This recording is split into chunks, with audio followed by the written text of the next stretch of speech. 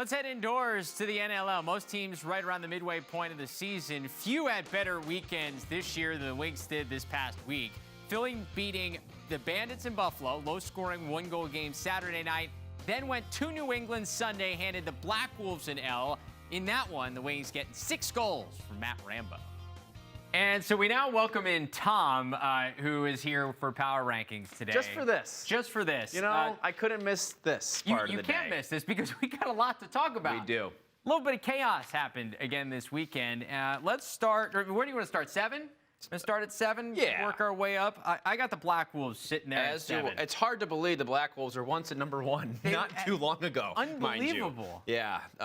They've struggled. I mean, they've been on, I mentioned last week, the 6-game homestand. They've now lost 3 straight at home. Not what's supposed to happen when you're at home. No.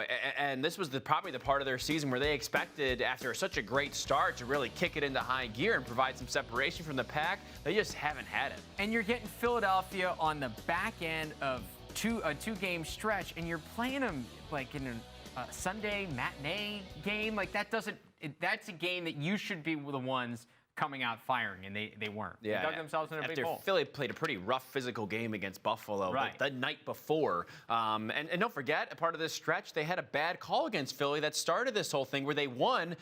Might not even deserve that win. They could be under 500 right now. They could be. So they are in a tailspin, need to figure out that offense. The only time they were really successful was in transition in that game against Philly, and their set offense was just very, very stagnant. Not much going on there. All right, moving on up. At number 6, I went with Buffalo. I dropped them a bunch. Whoa. Who do you have at number 6? Man. Yeah, I went there. I went there. Oh, I don't know. I had Georgia at 6. Okay. I have Georgia at 5. The reason I give Georgia the bump is that's a compromise. Because they won. You're sitting. Both of them have 3 losses. Georgia's at 5 and 3. Buffalo's at 6 and 3. The thing that worries me about Buffalo, and here's why I have them at number 6. Because Dane Smith's on the IR, and they put up 6 goals without him. Chase Frazier was out of that game, too. Chase Frazier as well. Both of those guys go on the IR before that game. That is not the Buffalo that is going to contend to win a championship. They don't score 6 goals and win. So that is a major concern for me. What Dane Smith's status is moving forward is a big issue for the Bandits. I don't know if I can put him at 6, though. Well, you can put him at 5. Okay. Well, where's the Swarm? I don't know why I put him at 6. We'll put the Swarm at 6? Put the Swarm at 6 and Buffalo at 5? Is that where you wanted the Swarm? I can compromise. That's fine. We'll go Where did you have the Swarm before that? At 5? I had him at 5. At 5, okay. That's okay. I had Buffalo at 3. Wow. I still think they've done enough. Last week I did misspoke. I gave them a few more wins than they actually had. Just want to clarify that. I apologize. But I still think Buffalo has done enough with some of their wins. You know, they've won at Georgia. They've won at Toronto, 2 of the teams that are in the top half of our power rankings. I think they've done enough still to be in that top part of the bracket. But the question becomes here, and I know you probably went through the same difficulties. Who do you move around here? Because you have Saskatchewan, who's coming off an impressive win over the team that was their number 1 team in the power rankings, beating Halifax. At Halifax, which has been a difficult place for teams to go and play so far this year. So they beat them. You have Philadelphia, who just beat Buffalo and New England in 2 games over the weekend. And you got Toronto, who's coming off another nice win, and they already have wins over the likes of Halifax and Buffalo. So who do you put below them? That becomes the big question. Right. I guess out of those 4, any of them, in my mind, can't be number 1 right now. Those 4 teams you just mentioned. So who do you have at number 1? Toronto.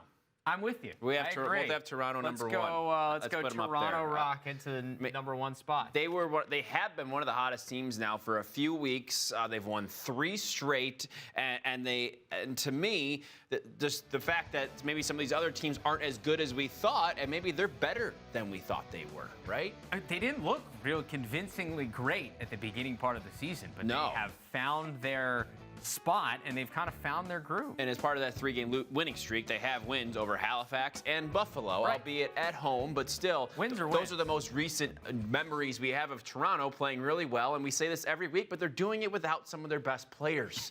So it's really impressive. Scary when, I don't know. Rob Hallier's been really good so far this year. He's on pace for almost 100 points. He was at 90, I believe, a couple years ago. So he's really stepped up. And Challen Rogers, too, for that team. So important and playing well again. Well, they have found the way to win a game that's in the 10 to 12 variety. They don't have to score 15 or 16 goals like some of these teams that we've seen, and they win games, those kind of rough and tumble games where they get 9 to 12 goals, and I think that could be a difference maker in the playoffs. At 2, Halifax. I went with Philadelphia at number 2. Wow. You had Halifax from 7 to 2? I had Philadelphia move all the way up. How many teams have we looked at that have won games against 2 of the top teams in the league at some point in this year in the same weekend?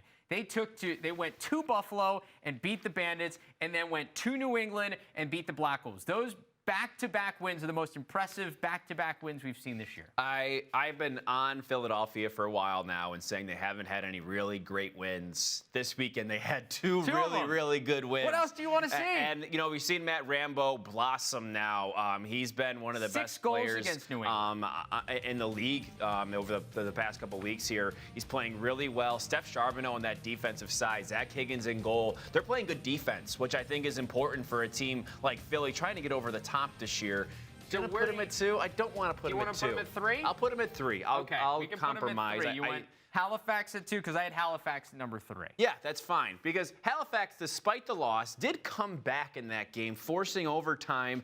And we talked about this last week. Going into last weekend, Saskatchewan had the best defense in the league. Yep. Halifax scored, 15 goals against the best defense in the league? That's pretty good still. Very good. And I think there's something to be said for that. And despite the loss at home, which I know Halifax has lost a couple in a row now, but still, that's a really good performance against a really good defense. The one thing I'm concerned about for the Thunderbirds is they have been a great defense, but you give up 16 goals at home. That is a big surprise, and it was their 3rd straight game where they gave up double digits. After the success they had at the beginning, part of my concern is that teams have started to figure out what that defense is, and how do they now adapt? How do they figure out how they can continue to keep up what they were doing at the beginning of the season now that teams are realizing what they're all about? Yeah, Warren Hill, a guy who started the season as one of the best in the league, has sort of regressed to the mean, unfortunately, so he's going to have to stand on his head a little bit more, which he can do. We saw that potential at the beginning of the year for them to be successful moving forward.